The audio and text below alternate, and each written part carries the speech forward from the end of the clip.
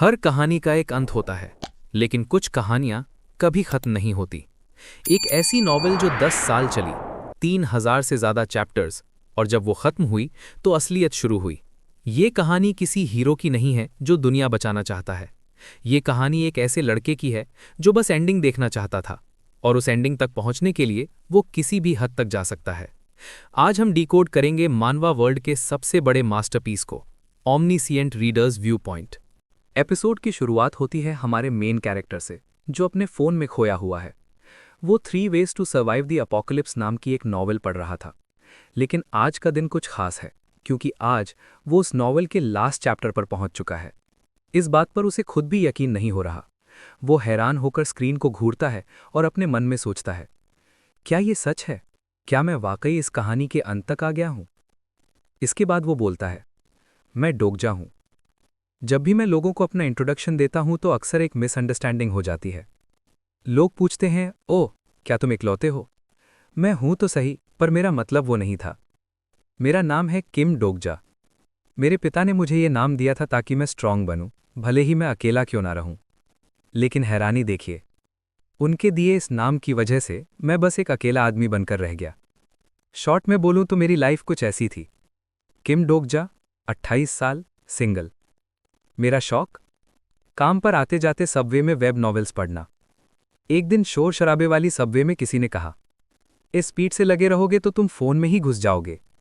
मैंने सर उठाया तो देखा एचआर टीम की एम्प्लॉई यू सांघा मुझे घूर रही थी। डोगजा, हेलो, ऑफिस से निकल रही हैं? यू सांघा, हाँ, और आप डोगजा? मैं भी। वैसे यू सांघा यहाँ? वो मेरे बगल वाली सीट पर बैठ गई। उसके पास से एक हल्की खुशबू आ रही थी जो मुझे नर्वस कर रही थी। वैसे तो र्यूमर्स थे कि यू सांघा को कंपनी के आदमी अपनी गाड़ियों में घर ड्रॉप करते हैं, पर आज उसने बताया कि उसकी बाइसिकल चोरी हो गई है, इसलिए वो सबवे ले रही थी। हम बातें करने लगे। यू सांघा बता रही थी कि वो स्पेनिश सीख रही है ताकि परफॉर्मेंस रिव्यू अच्छा जाए।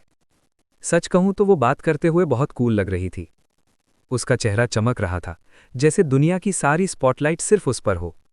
अगर ये दुनिया एक नॉवेल होती तो प्रोटैगनिस्ट यू सांघा जैसी ही कोई होती। ये होना ही था। मैंने मेहनत नहीं की, यू सांघा ने की। मैंने इंटरनेट पर नॉवेल्स पढ़ी, यू सांघा ने पढ़ाई की। रिजल्ट साफ था, वो फुल टाइम एम्प्लॉय बनेगी और मेरा कॉन्ट्रैक्ट खत्म कर दिया जाएगा। तभी उसने पूछा, डोगजाशी, अगर आप बुला ना माने तो मैं आपको वो ऐप बताऊं जो मैं यूज़ करती हूं।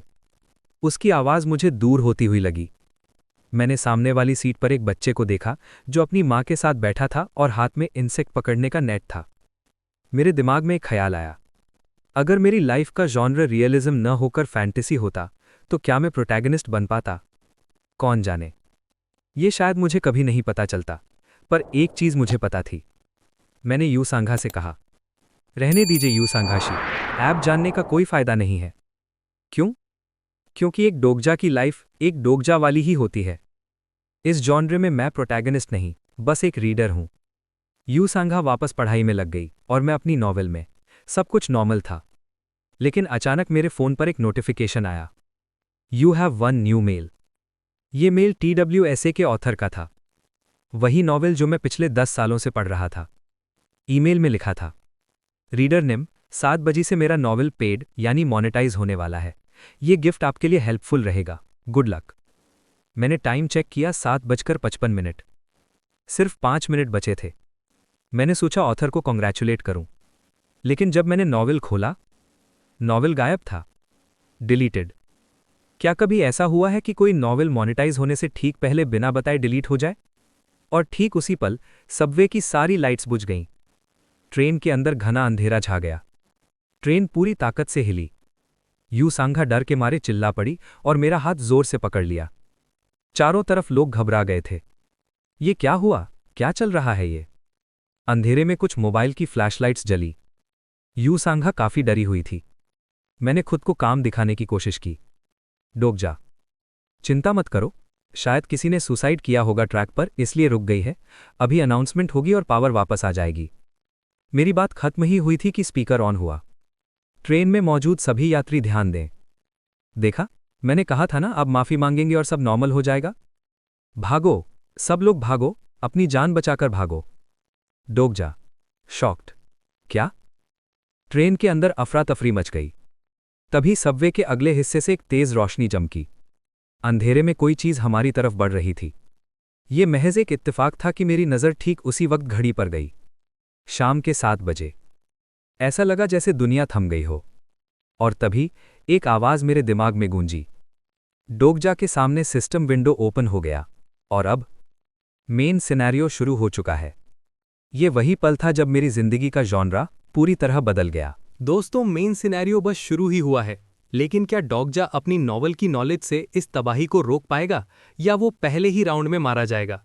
अगला एपिसोड इससे भी ज्यादा खतरनाक होने वाला है, लेकिन वो तभी आएगा जब आप अपनी पावर दिखाएंगे। हमारा आज का टारगेट है सिर्फ 100 लाइक्स। जी हाँ, सिर्फ 100 लाइक्स। अगर आप चाहते हैं कि अगला पार्ट जल्द से जल्द आए, तो अभी के अभी लाइक बटन को दबाकर तोड़ दो और इस टारगेट को पूरा कर दो। अगर आपने अभी तक संग एक्सप्लेनर को सब्सक्राइब नहीं किया है, तो कर लो और वो घंटी जरूर बजा देना, ताकि सिनेरियो शुरू होते ही आप मिस ना करें।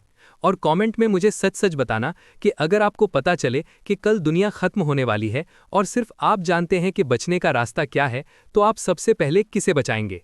जिसका जवाब सबसे यूनिक होगा, उसे मैं अगले वीडियो में शाउट आउट दूंगा। तो इंतजार किस बात का? जल्दी कमेंट करो और 100 लाइक्स का टारगेट पूरा करो। मिलते हैं अगले एपिसोड में संग एक्सप्लेनर के साथ।